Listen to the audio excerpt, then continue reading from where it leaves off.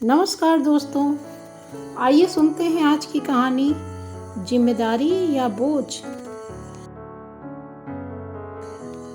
आज कोमल की छुट्टी थी। सारा काम निपटाने के बाद उसने सोचा छत पर थोड़ा धूप ले लेती हूँ। बाकी के दिन तो उसका सारा दिन ऑफिस में ही गुजर जाता है। धूप के दर्शन भी नहीं हो पाते। दिसंबर का महीना था, ठंड भी अच्छी थी। पोशंपा भाई पोशंपा, डाकुओं ने क्या किया, 100 रुपए की घड़ी चुराई, अब तो जेल जाना पड़ेगा। तभी बच्चों के खेलने की आवाज़ से उसका ध्यान उनकी तरफ गया और बड़े खुश होकर उनके खेल को देखने लगी। पर अचानक उदास हो गई और सोचने लगी, काश मैंने भी अपना बचपन जिया होता। कितने खुश हैं ना ये बच्चे। ये खेल तो मैंने खेला ही नहीं। मैंने तो जब से होश संभाला माँ के साथ काम पर जाने लगी थी। और अभी भी माँ पापा तो छोटे भाई बहन की तो इतनी परवाह करते हैं। मेरे बारे में कोई कुछ क्यों नहीं सोचता। मेरे भी कुछ अरमान हैं, कुछ सपने हैं। मैं क्या सबकी जिम्मेदारी उठाने के लिए ही हूँ? मैं सिर्फ सबकी डिमांड पूरी करती रहूं? जब बच्चों की जिम्मेदारी नहीं उठानी थी तो पैदा ही क्यों किया था? उब गई थी कोमल परिवार का बोझ ढोते ढोते। सोचती, आखिर कब तक बेरस जिंदगी जीती रहेगी। तभी कोमल की माँ भी छत पर आ जाती है। क्या सोच रही है कोमल? उसकी माँ पूछती है। कुछ नहीं माँ, वो देखो ना बच्चे कुछ बोल बोल के खेल रहे हैं। इतना मजा आ रहा होगा ना उनको। अपने परिवार की बड़ी बेटी थी कोमल। उससे छोटी एक बहन और एक भाई था। बिमला और किशोर के परिवार का गुजारा बड़ी मुश्किल से हो रहा था। 2 बेटियां थीं। पास में इतने पैसे नहीं थे कि स्कूल भेज सके। बिमला 4-5 घरों में झाड़ू पोछा का काम करके बड़ी मुश्किल से तो 2 टाइम के खाने का खर्च निकाल रही थी। पति किसी गोडाउन में मजदूरी करता था और उसकी जो भी कमाई होती उसको शराब में उड़ा देता। घर का खर्च कैसे चल रहा है इससे उसको कोई मतलब नहीं रहता, और नहीं तो दोनों बच्चियों को देख देख कर चिढ़ता, मारता। अभी छोटी बेटी 1 साल की ही तो थी। पत्नी फिर से गर्भवती हो गई। किशोर की ही जिद थी कि बेटा चाहिए, पर विमला तो चाहती थी कि बेटियों को ही पढ़ा लिखा कर अपने पैरों पर खड़ा करने लायक बनाएगी। बेचारी दिन रात मेहनत करती। उसकी मेहनत और लगन को देखकर लोग उसकी मदद कर देते। आज वो नशे में धुत अस्पताल के बाहर बैठा अपने बच्चे के आने का इंतजार कर रहा था। थोड़ी देर बाद बेटे के आने की खबर सुनते ही उसका नशा जाता रहा। फूले नहीं समा रहा था। उसके मन की मुराद पूरी जो हो गई थी। बिमला बहुत खुश थी। उसका तो बस यही सपना था कि कुछ भी हो, मैं तो अपने बच्चों को अच्छी शिक्षा दिलाऊंगी। बिमला पढ़ी लिखी तो थी नहीं, पर अपने बच्चों को अच्छी शिक्षा दिलाने के लिए जी तोड़ मेहनत करती। समय बीतता गया। बड़ी बेटी कोमल 12 साल की हो चुकी थी। कोमल माँ के साथ काम में हाथ बटाती। वो भी अपने माँ के साथ काम पर जाती।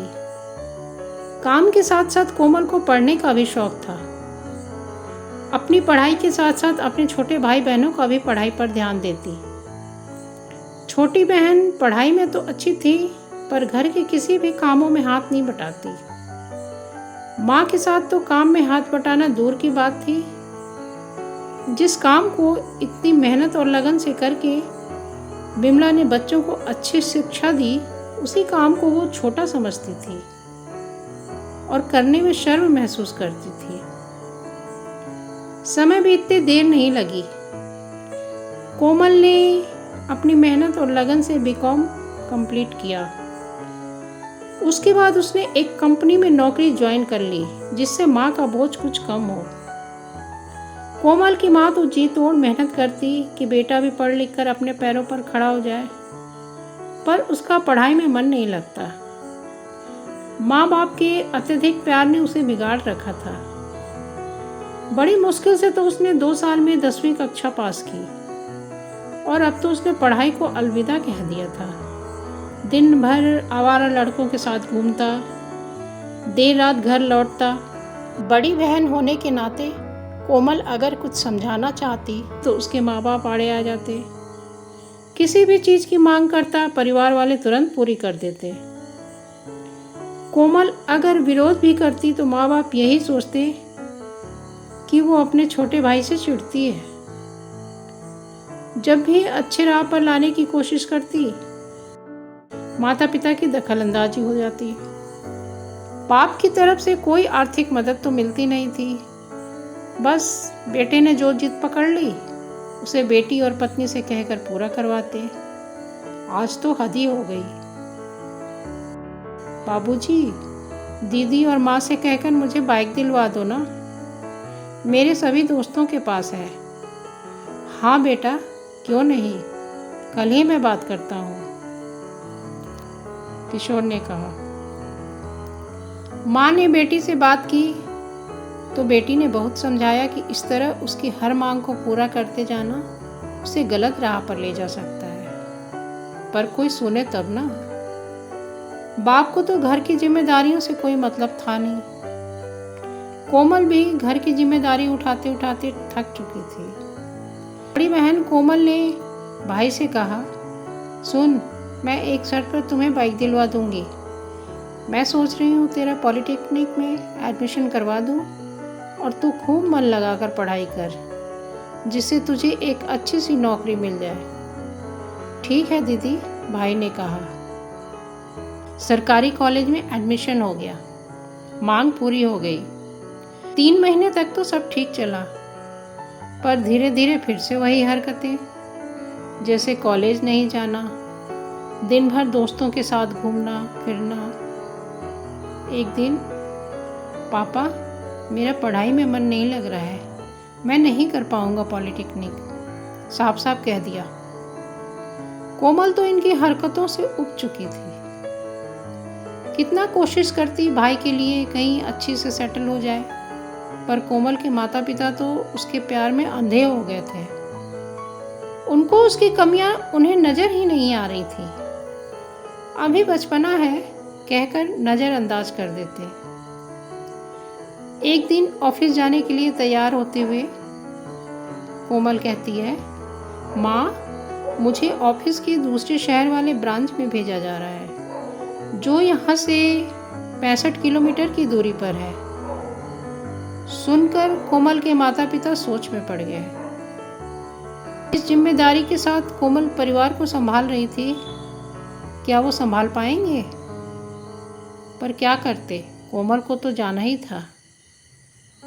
अभी कोमल को गए 1 महीने भी नहीं हुए थे कि घर की आर्थिक स्थिति बिगड़ने शुरू हो गई। पिता हमेशा नशे में धुत रहते, छोटी बहन अक्सर देर रात घर लौटती, और भाई, वो तो कई कई दिन तक घर नहीं आता। माँ तो बिल्कुल अकेली पड़ गई थी। कोमल ने तो ये सोचकर घर छोड़ा था कि उसके ना रहने पर घर वालों को उसकी अहमियत पता चलेगी, पर यहाँ तो स्थिति और बिगड़ती जा रही थी। फिर भी दिल पर पत्थर रखकर कुछ महीने तक अपने परिवार वालों से दूरी बनाए रखने की सोची। किसी से कोई संपर्क नहीं रखा। फोन भी आता तो वो नहीं उठाती, पर अपनी सहेली से उसे हालचाल मिलता रहता। कोमल आज ऑफिस के लिए निकल ही रही थी कि उसकी सहेली रूपा का फोन आया। सुन, तेरी बहन घर छोड़कर चली गई है और किसी लड़के से शादी कर ली है। कहाँ पर है ये नहीं मालूम। सुनकर तो कोमल के कदम वहीं रुक गए, पर क्या करे, ऑफिस तो जाना था। आज ऑफिस में उसका काम में मन नहीं लग रहा था। दूसरे दिन कोमल ने सोचा, स्थिति तो बिगड़ती ही जा रही है, मुझे जाना पड़ेगा। घर पहुंचकर पता चला कई महीनों से घर का किराया नहीं दिया गया है। उसने निर्णय लेने में देरी ना करते हुए अपनी माँ को बोली, माँ तुम तैयार हो जाओ मेरे साथ चलने के लिए, और मैं आगे कुछ भी सुनना नहीं चाहती। अगर नहीं जाना चाहती तो ठीक है, मैं जा रही हूँ और मैं कभी नहीं आऊँगी। आप लोगों से मेरा कोई संबंध नहीं है, कहकर निकल जाती है। पीछे से माँ आवाज़ लगाती है, सुनो कोमल बेटा। हाँ बोलो। माँ कहती है, बेटा मैं तेरे भाई और पापा को छोड़कर कैसे आ जाऊँ तेरे साथ, है तो आखिर वो भी अपने ही ना। माँ तुम उनके प्यार में अंधे हो चुकी हो, पर वो तुम्हें कुछ नहीं समझते। उनसे कुछ दिन दूर रहो, शायद वो सही राह पर आ जाए। माँ ने जाने से इनकार कर दिया। बिमला जी तोड़ मेहनत करने की कोशिश करती, पर अब पहले वाला शरीर भी तो नहीं था, उम्र हो गई थी, जल्दी ही थक जाती थी।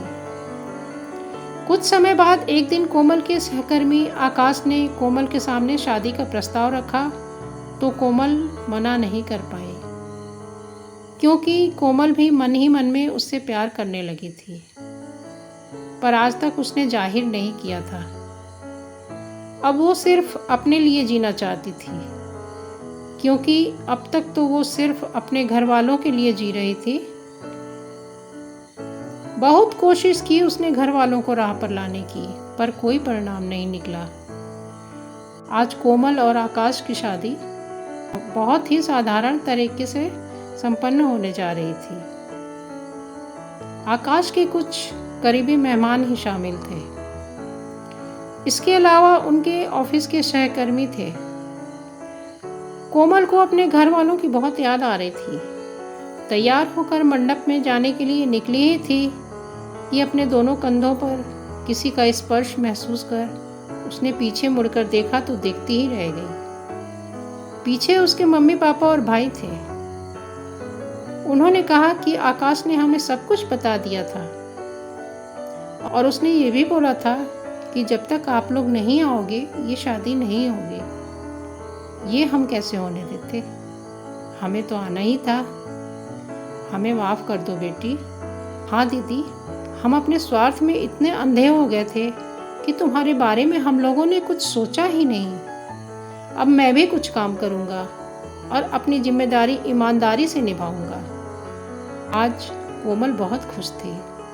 नई सुबह का सूरज आज कोमल की वैवाहिक जिंदगी में खुशियों का पैगाम लेकर आया था। धन्यवाद।